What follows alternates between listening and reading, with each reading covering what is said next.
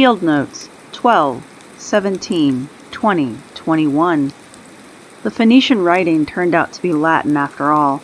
Something about 6 lime lions will reveal the chosen one. There's a debate on what lime lions are, and why there are 6 of them to begin with. Okay, so if you notice, there's been a costume change. I don't know why I'm looking around. My only excuse is that this is a very long video. Not for any bad reason. It's just a long video, and so when you do a long form react to a long video, it takes a long time. So yeah, like I said, this is probably going to get edited to a more reasonable, and if not, I'll definitely chop it up because yeah, she gets a lot of points, and that's why I want to do the whole thing. But I have been awake for approximately an hour. Don't come for me. And I guess let's just jump in. Called barriers for the rest of the video because they always have this little barrier filter on, claims that all Latin ever found in archaeological sites has been falsified.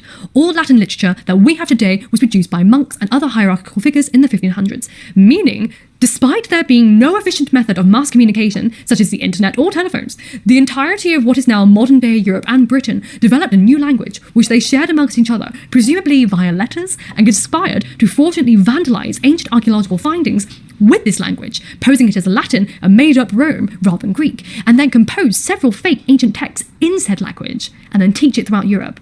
What's more, this fraudulent conspiracy to fake Latin has stretched for centuries and, as Barrett claims, is still conducted in contemporary archaeology today. That's a lot. That's a lot. She's going to get to this point here in a second that, like, a conspiracy of that magnitude would be almost impossible to hide. But, again, you don't have to convince me. You have to convince barriers, and you're not going to do that. There, now you can see my cat's being insane more clearly. What I want to know personally is, and I imagine I'm going to have to read the books, is I want to know where this idea is coming from that all of this is faked. And I want to know what they're offering up as proof. Because usually with a conspiracy theory like this, there's some attempt at providing evidence. It's never good, but there is usually a small attempt to do it. So far, all I've seen in the TikTok videos is that the person referred to as Bear's Ears just says, well, it's so because I say it's so. Which, as we've established, this person Bear's Ears does not have the authority to make a statement like that. They don't have the credentials or the practical experience to say something is something simply because they say it is. So I want to know what evidence that they read or that they saw on the internet that has convinced them so thoroughly. And also I want to know what evidence the Russian horde guy has or is putting forward to suggest that one of the oldest known languages in the world is completely fake. Like, it just like, there's so many problems with that claim. Like, and again, she does go into this, like, but the whole concept of, like, Latin is the founding language for a lot of the modern languages today, and the modern languages today did not evolve in the 1500s. They did not develop in the 1500s. They developed prior to that. So, also, Latin was like the lingua franca for a long time because it was, again, a bridge language. I don't know. It's just like there's so many problems with these statements that are just, they're just blatantly wrong. But anyway, my 2 cents. Come on, you can do it. I believe in you. Fascinating theory. There's just like one small problem.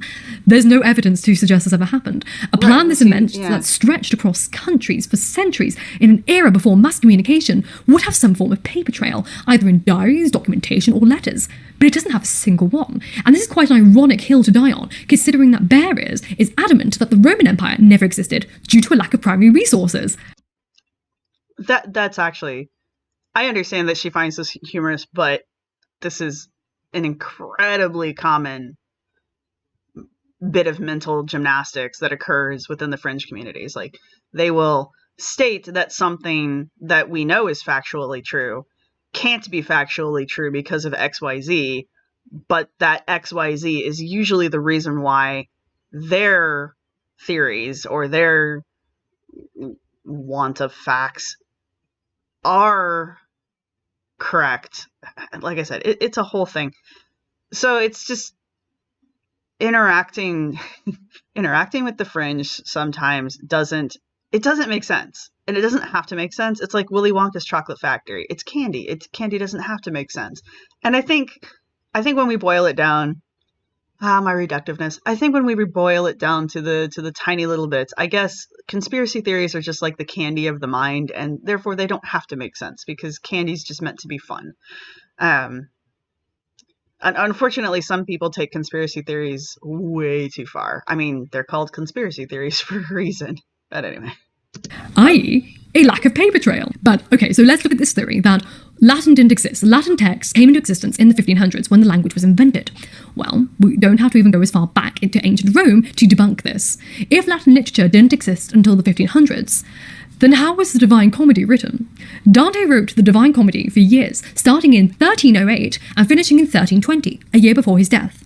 In the poem, the pilgrim Dante is accompanied... And this is all interesting. It really is interesting. So I highly recommend that you guys go and watch this video, but this is probably a section I'm going to cut out. Mainly because, to harp on a point that I've been making from the beginning, it doesn't matter that you can debunk this, especially with something like... And here is the other issue with what she's about to do. She's not wrong. I'm not saying that at all. But A, she's addressing an individual point, which she does state at the beginning of the video is the point of the video. So again, please go watch this whole video. It's actually really fun and very entertaining, and I learned a lot. But technique-wise, this isn't the best way to do it because A, she does concede that primary sources are hard to come by, and for valid reasons. But it's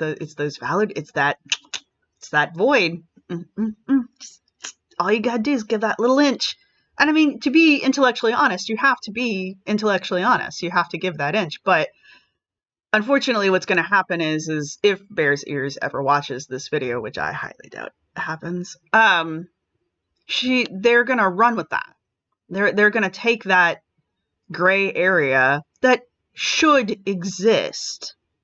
Any good intellectual argument's going to have gray area, and any non-piece of crap academic theory is going to have some gray area because we can't know everything from the past. It is impossible. The past is the past, and even archaeologically, well, stuff just doesn't survive. And she mentions that. That's one of the reasons why we don't have as many primary documents as we would like to have, is because a lot of them were written on organic material, papyri and wood and that kind of stuff. And that just doesn't make it. It just doesn't survive. I mean, the few things that we have, it's a miracle, for lack of a better word. Like, they were literally the right place, the right time, for the right amount of time to exist today. And even today, those materials are so fragile that they have to be maintained in a certain, very specific way, or else they disintegrate today, too. Like, we can lose ancient materials if we're not careful with them. My point is that, like, she's going to use the Divine Comedy and Dante. I'm educated. She's going to use the Divine Comedy and Dante as evidence that Latin was a well-known language before the 1500s. To which I can already tell you that Bear's Ears is going to turn around and go, it doesn't matter because it's all made up anyway. That was all forged. It's all part of the conspiracy. And what's more important is you can't prove me wrong because I don't think we have the original primary copies of the Divine Comedy I don't think. And the next argument is going to, of course, be it doesn't matter anyway because it's all made up. You are part of the conspiracy. You and your ilk decided that had that date. This is what I'm talking about. Like, I know the argument that's going to come up because I've dealt with it. Now, the facts that she lays out about this Divine Comedy, I didn't know Virgil worked on it as long as Virgil. I didn't know Dante worked on it as long as he did. I didn't know he used the figures in the story that he does because of, I mean, like, it makes sense. But anyway, again, go watch the video. Clearly, she does a better job of explaining it than I do. But again, when it comes to arguing the point and trying to put forward when it comes to trying to argue against a conspiracy theory, especially one that's as adamantly believed as this one is with Bear's Ears, it doesn't matter. I know it sucks, but it's just like, doesn't matter. Words.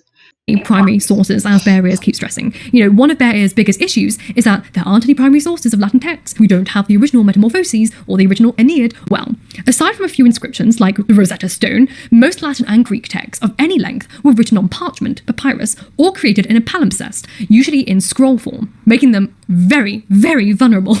The longer the scroll, the easier it was to damage. So naturally, organic materials degrade over time, and they degrade faster if they're exposed to unstable and changing environments. This is important later. Keep that in mind. So I'll do a whole other video on the Villa, papyri, libraries, and the original forms of literature, which I am totally 100% looking forward to, and I hope she does. This video was made like 12 days ago as of this watching, so I'm not positive she's made it yet. But yes, do it, because she's not wrong. Everything she just stated is why we don't have a lot of primary texts for a lot of things. So anyway. If anyone's interested, because there's far too much to cover at this point. However, the fundamental basics that we need to take away are: organic material exposed to the elements without proper care and maintenance don't survive a few thousand years very easily. So what about those rare cases in which primary sources are found? One of the users on TikTok actually points Bear Ears in the direction of the Vindolanda tablets, and this is what Bear Ears had to say. Normally men have to pay to be degraded in public like this, but this is your third freebie. Using tablets like this one? Hold on, let's get closer. Enhance. I'm not going to lie to you. Every time this TikToker says enhance, I want to reach through the screen and just shake them. I'm sorry. You cannot look at that and tell me it is Latin. I mean, you can, but I wonder if you need to see an optometrist. And that statement right there, that statement right there proves my entire point. You can't look at that and tell me that it's Latin. Well, I mean, you can, but then I'm going to be like, you know, what are you, blind? Because it doesn't matter. It doesn't matter that that is Latin. It doesn't matter that you as a Latin authority can say, no, that's Latin. You're looking at Latin. Because Bear's Ears, for lack of a better name, 100% does not believe in Latin. So anytime you present them with evidence of Latin, they are going to dismiss it. They'll find a way. And it might be something as petty as just being like, Latin's not real. And so, no, you can't prove to them that Latin is real because it doesn't matter how many facts you put in front of them. It doesn't matter. You cannot convince them otherwise. It doesn't matter. I wonder if I can find that clip. Oh. So Cinza throughout the video does complain about Bear's Ears tone. You know why Bear's Ears bothers me? Because there's a Native American sacred space here in North America named Bear's Ears, and so every time she says Bear's Ears, I think of that space because it came up recently in the news, and I think it's still an endangered space thanks to the Great Cheeto. And if you don't know where my politics lay. But yeah, so every time she says Bear's Ears, I think of that, and I'm like, oh wait, but I like Bear's Ears, and I'm like, oh, that doesn't matter. So anyway, aside, it is very typical, and I think she does actually say this because Cinza does mention that this dismissive, nasty, it's a nasty tone, dismissive and nasty and just rude tone is actually pretty common when you're interacting with the fringe and you are directly confronting them about their conspiracy du jour. And she says, Cinza attributes it to intellectual dishonesty and other things that I don't necessarily agree with. I think the reason why people get so defensive and use such a horrible, nasty ass, unhelpful tone when they talk to people isn't because they are knowingly being intellectually dishonest and they don't have, a leg to stand on.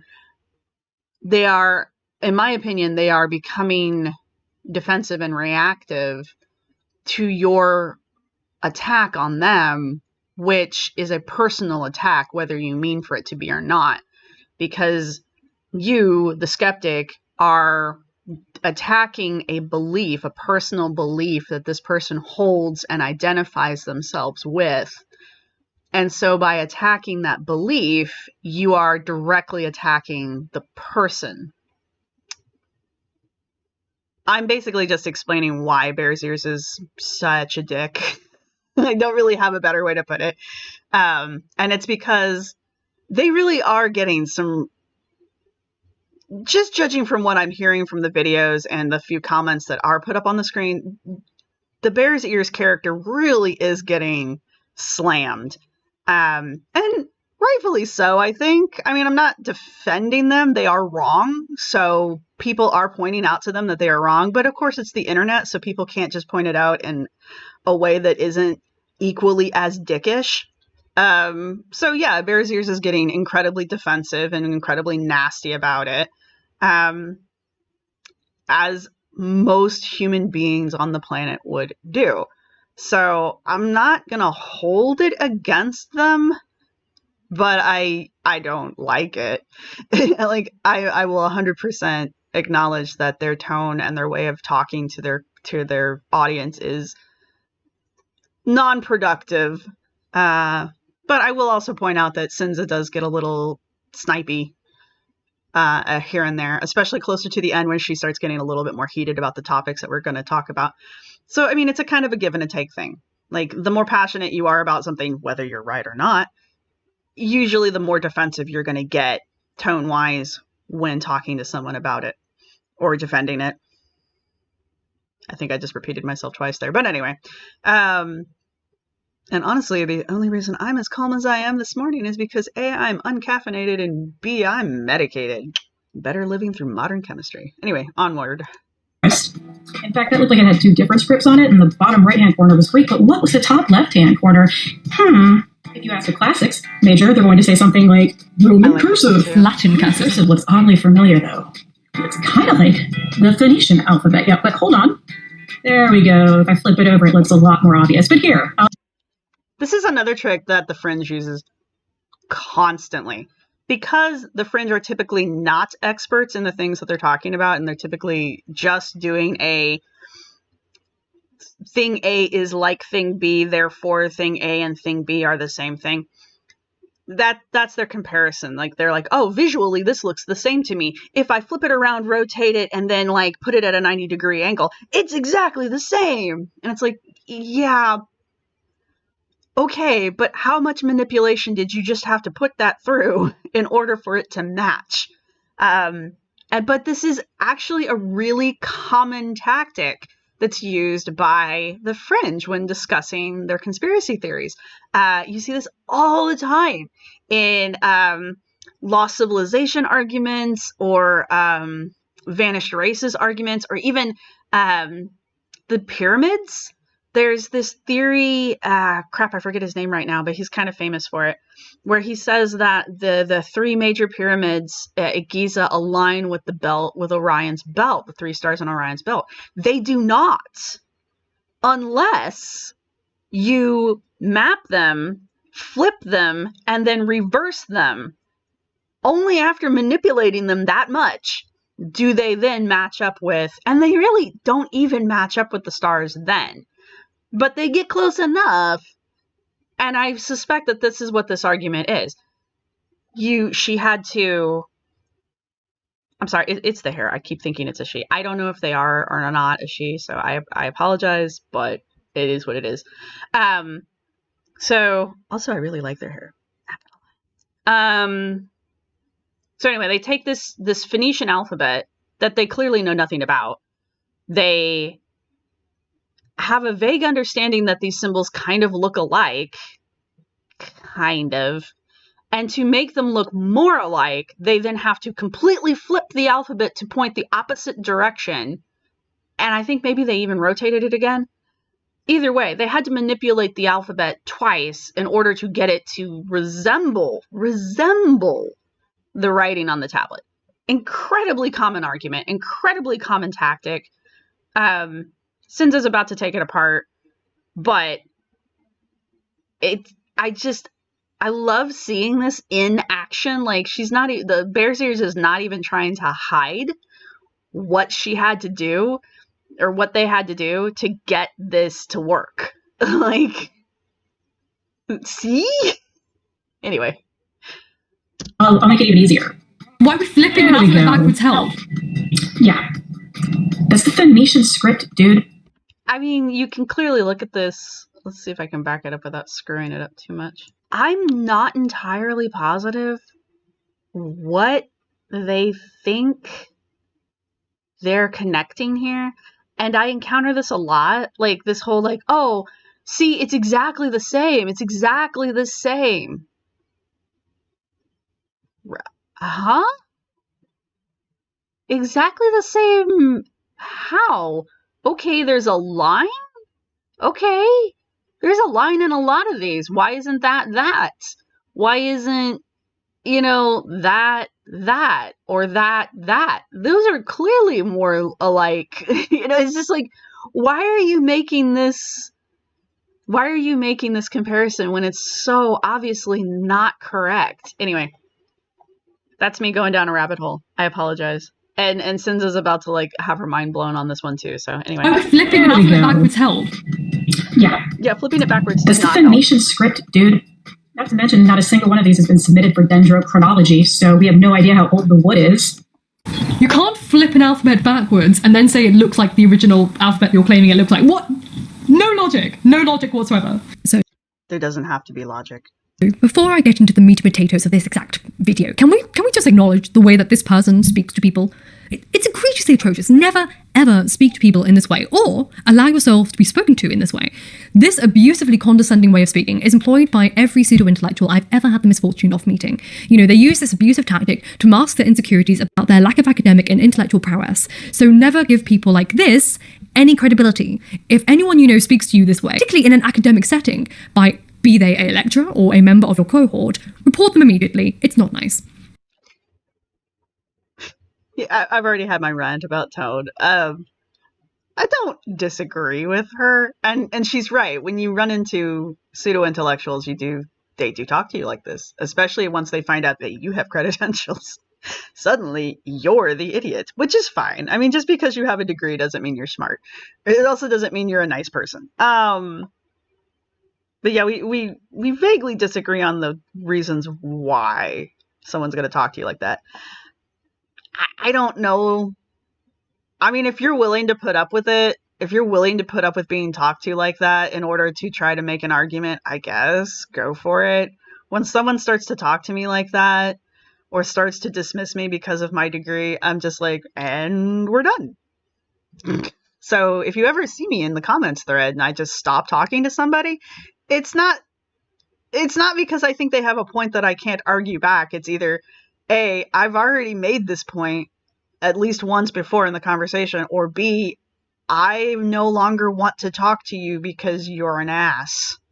So anyway, I don't disagree with her on that one either. I don't think there's a board you can go to here in the States to tattle on people about talking to you like a dick, but I don't know if it would do any good even if there was, because these people are not part of that. They're outside of academia. They're outside of the field that they're trying to talk about, so it wouldn't do you any good to report them anyway. Anyway, let's move on to the Vindolanda tablets. So the Vindolanda tablets were, at the time of their discovery, the oldest surviving handwritten documents in Britain. The tablets date to the 1st and the 2nd centuries CE, during the Roman occupation of Britain. I did not know any of this. They were discovered in 1973 at the site of Vindolanda, a Roman fort in northern England. The tablet bearers pulls up in their video is actually a letter between two women. In this letter, Claudia Severa asks Sulpicia Lepidina to come to her birthday party on September 11th. There are moments where Sins is like so stereotypically British. I'm just like, it's adorable. Anyway, this is going to be another one of those ones where please go watch the video. It is actually a really fun story about birthday cards and just like ancient people being cool. But it also has no bearing on the arguments that I'm having or the conversation we're having right now. So please go watch the video to catch up with the rest of this. It's very, very interesting. And clearly Bears Ears doesn't understand what dendrochronology is.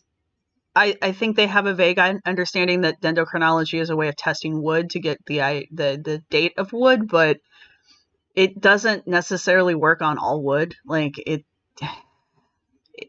anyway. So like that whole look how thin those are. I don't think you can dendrochronology. I don't think you can use dendrochronology on wood like that. I think you need like a solid. You have to be able to see the tree rings. Basically, that's what dendrochronology is. So I don't think dendrochronology would have worked on these anyway. But I do think you could have done maybe C14 dating on it. The problem is most dating techniques that you could use on these are destructive in nature, and and as old and as rare as these are, because again, it's organic material that has survived. I don't see people being willing to risk damaging them in order to date them when they have other ways that they clearly used to date these two tablets. And I mean, I'd have to look at the entire research on it, and I'm not going to, but I feel like if Sinza's throwing this up here, that the date is probably pretty solid. And there are multiple ways of dating objects that go beyond C14 dating and dendrochronology. So what I'm saying is they probably used a dating technique on this that I am either not aware of, or they dated the objects around this to get a date for it. So anyway, that's my opinion on like tone and just pointing out the fact that even if these are authentic, and they probably are, I have no reason to doubt that they are. It doesn't matter, because Bears Ears is going to come back and be like, "Oh, they're fake anyway. You guys faked them. You guys put them in there. They were totally found in the time period, in the modern era. They're totally fake." And of course, I mean, you saw Bears Ears completely dismiss these right off the bat, and then try to connect them to the Phoenician script. I don't know. I feel like I really need to read these books that Bears Ears is basing a lot of their arguments out of, just because I'm like, just getting snippets of this argument is like fascinating, but also really confusing because I can't connect the dots. Anyway, let's jump ahead. Oh, I think she does do she does do a thing with the cursive handwriting part, which again really is very cool. When I say it doesn't matter, I don't mean that like historically it doesn't matter. This is all really, really fun information, which is why I keep telling you guys to go watch the actual video, just for the joy of watching it. But as far as arguing with the fringe, it won't matter. Quite a distinction between the two, as you'll see on the screen. Thankfully, I don't have to be able to read this, because handwriting experts have been working on these tablets for decades, and not a single Phoenician handwriting expert has come forward to claim this as their own. There is, however, an entire website made by archaeologists and handwriting experts that explain how these letters were written, and they take a deep dive looking at every single letter that is written here. Seriously, look at this. Pages upon pages upon pages of information about every letter that's found in the Vindolanda tablets. So if you're curious about reading more about this, I've linked it down below. In fact, I link everything I mentioned down below, so you can check it out for yourself. Which is the other reason I really want you guys to go see the videos, because she does actually cite all of her sources by link, which is something that Bears Ears does not do. Again, another tactic that is used frequently by the fringe, because they know if you go check their sources, you're going to find problems, because those sources aren't going to be good or even exist sometimes. Sometimes they're just made up. So yeah, again, go watch the video. So let's move on to Latin and Greek. My favourite of Bearer's TikToks has to be their translation and misreading of Latin papyrus, claiming that it's actually written in Greek, not Latin. Are you confused? Let me show you the original video, and then we'll look into the follow-up video after that, because it's very interesting. So, I appreciate that y'all keep proving me right, but I don't think that's your intention. Yeah, let's look at it. Here's the papyrus from the link you sent. Enhance. Dude, that's Greek. Are y'all blind? Just, like, all of you? It's Greek, not Roman. Greek. Latin! It was found in the 1970s, and they've never forensically tested it. How do you know they've never... A, we don't forensically test things. That's not a thing it's not A, what it's called, and B, what we're doing. And C, how does Bear's Ears know that these documents have never been dated? Because that's what they're actually trying to say. In my condescending tone. I just caught myself there. This is something that Bear's Ears... The Bear's Ears says in almost all of their videos is like, they haven't tested this. They haven't tested this. Implying that it can't be proven that these documents are as old as they are claimed to be. And I want to know why they think that. Because most documents, once they're entered into the archaeological record or into the historical record, are dated. Like I said earlier, there's multiple ways to get a date for something, especially something very friable, very fragile, such as organic documents like papyri. So, we typically get dates for that kind of stuff because we want to know how old it is. It's kind of what we do. So I want to know why Bear's Ears keeps saying that it's not been dated, and what evidence they have to offer up, I guess, to support that argument, because it just does not make sense. It's not an argument that makes sense.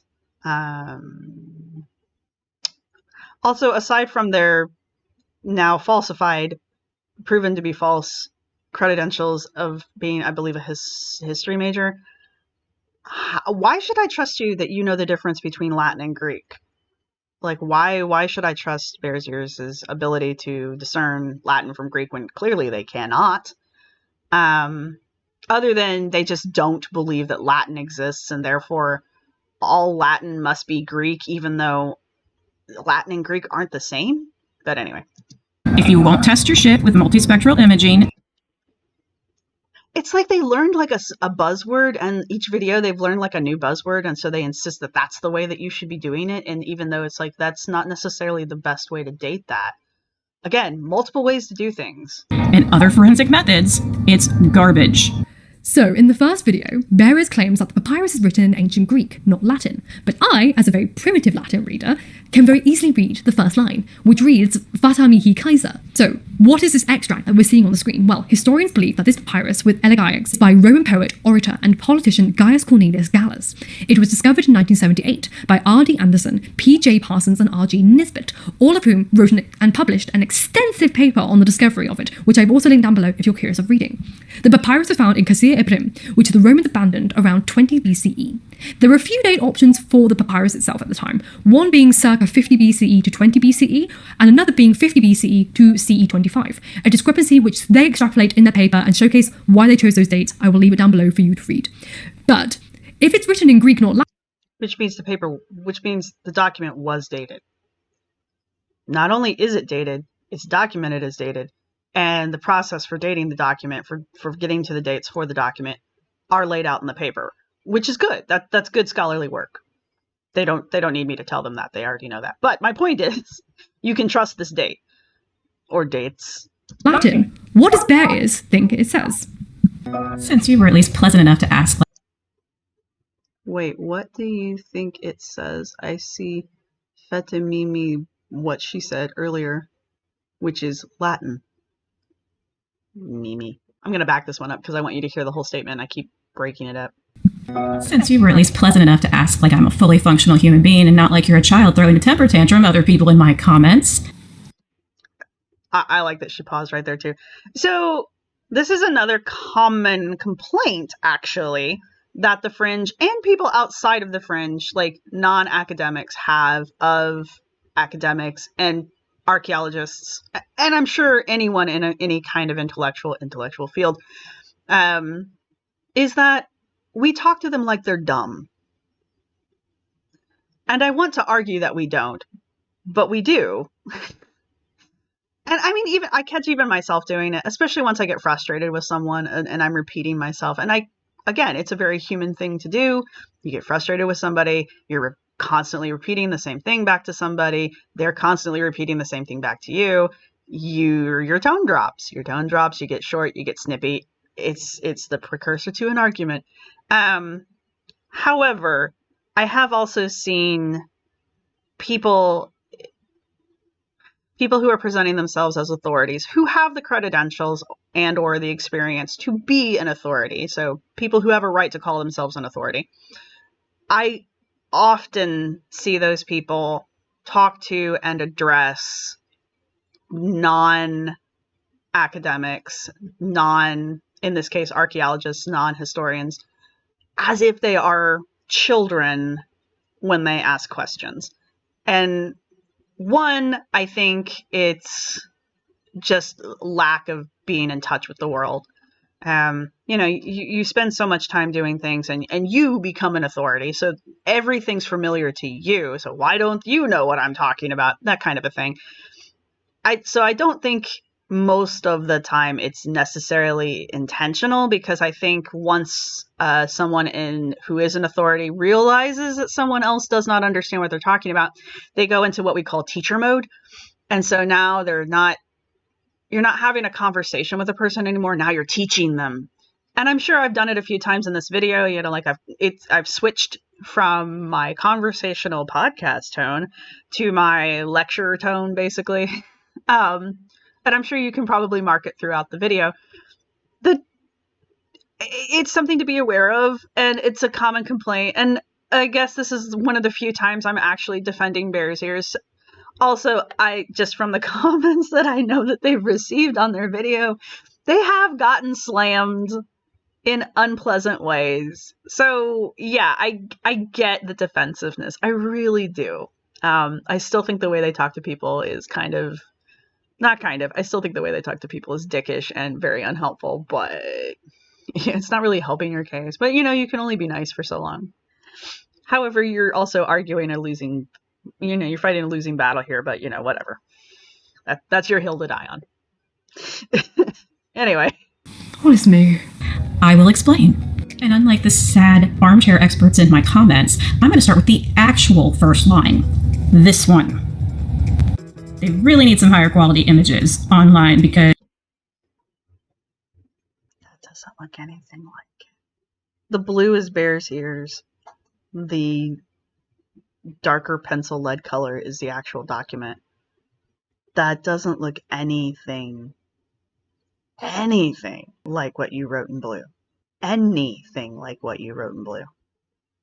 Also, again, where is your authority coming from? Where is your experience coming from? Why should I even trust your translation of this?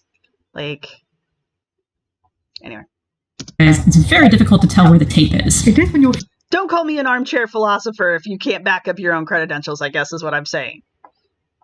Faking it. This is the word for Lycia, Turkey. And in ancient Greek, an X stood for 600. So 1200 of something from Lycia, Turkey. That is not an F. That is the Greek symbol for 6. I'm doing a letter by letter, not to be mean, because this is going to come off as mean. But I feel like whoever Bear's Ears is may need to get their glasses prescription checked, because they are seeing things that are not there. Just this letter is not here. This is not close to the same. And then, that's a C shape. I'm going to call it a C shape because I don't speak Latin. I guess you've got this A, but what? What? if this is the A, which I am only assuming that it is, then these are the next two letters.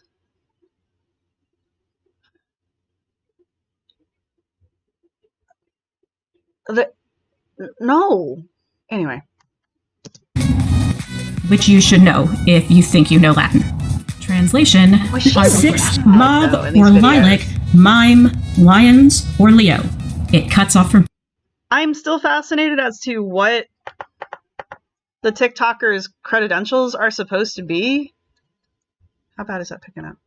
What the credentials of the TikToker are supposed to be, because clearly they are not making a... I don't even speak Latin and Greek, and those do not match up. I will 100% say that. Visually, those do not match up the way they were written out. So, what are you pulling from to back up your apparently very bad translation? Anyway. Where one person believes the papyrus is written in Greek, whereas the rest of us all see it is written in Latin. The first round of deductive reasoning, because there's multiple layers of deductive reasoning, comes through translation. Translation needs to be sensible, reasonable, and logical. So, what I can read as someone who with primitive Latin is Fata mihi Kaiser tom evront mia dulcia com tu maxima Romane, something that I can't read, a bit blurry, and then histore, which I can roughly translate to something like, my fate will be sweet to me, Caesar, when you become the most important part of Roman history. Give or take, there's a bit missing, I can't tell. However, Bear is translated to... So, I'm a classicist who specialises...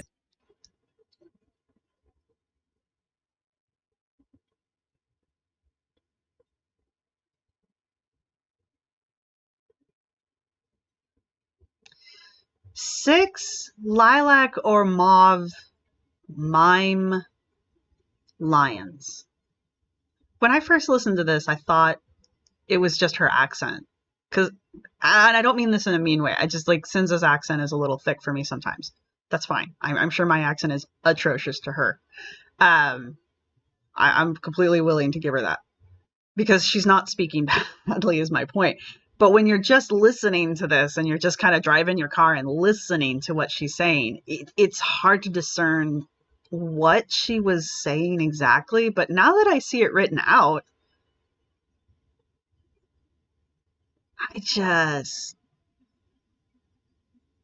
okay, lilac and mauve are two different colors.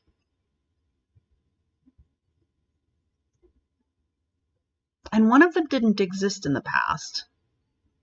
Remember, colors are different. Colors have evolved. The concept of a color has changed over time.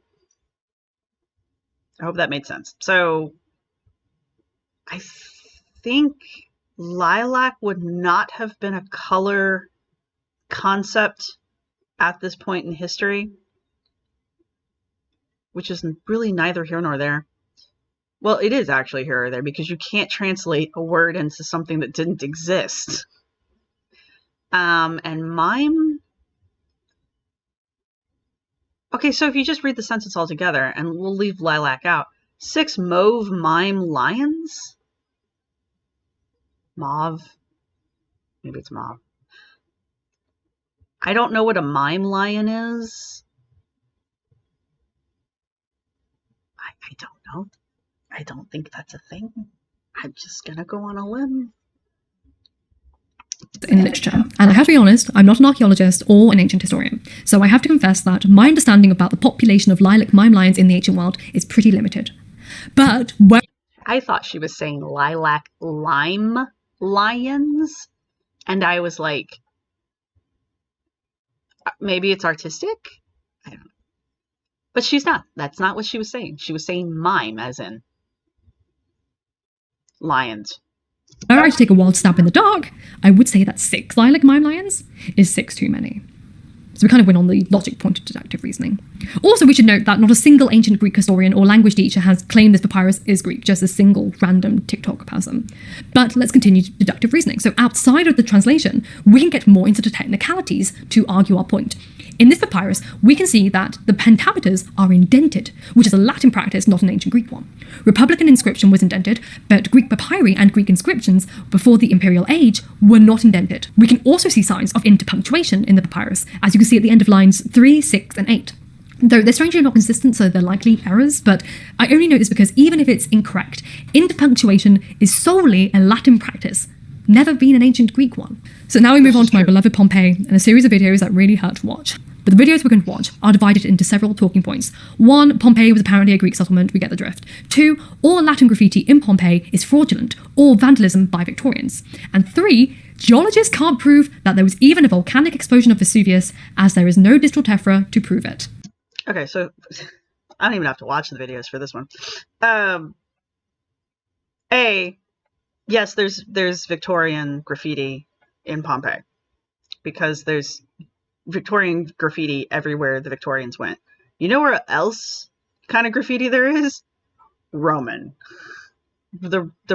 Any group of people, large group of people, especially for some reason large groups of men, love to go places and draw pictures of dicks, not joking, and they also love just to write, so-and-so was here. It is the most common graffiti throughout history, ancient and modern, to go somewhere and find Bill Bob was here, or whatever Bill Bob equivalent is in Rome, in Latin. That's my point. It's literally happened all throughout history. I think she even mentions a site that is a site that is literally just designed to track ancient graffiti because it's interesting. It's fun. It really is just kind of cool to think that even 2,000, 3,000 years ago, or however many thousands of years ago, even in prehistory, we were just writing Jim was here on the walls. It's so human.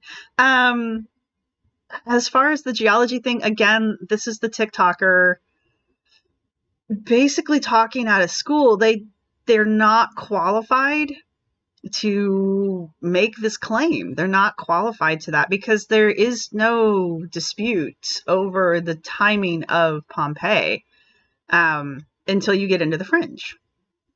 And usually when I hear this argument, I will hear things like mainstream geologists, mainstream archaeologists, mainstream historians will tell you that Pompeii, the eruption of Pompeii occurred at blah, blah, blah date.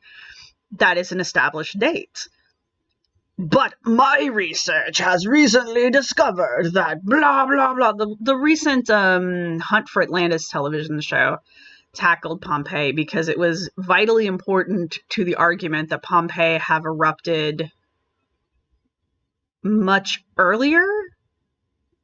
I think it was much earlier than the dates for Pompeii actually are. So they're trying to move the dates, but they have no evidence, or they have no geological evidence to do so. And so this is the same argument that's being made. It's just not being made in as skilled. It's just not being made as in a skilled manner. It's basically the TikToker saying, this didn't occur because I say so. And again, we have established that this TikToker does not have the credentials to make a statement like that.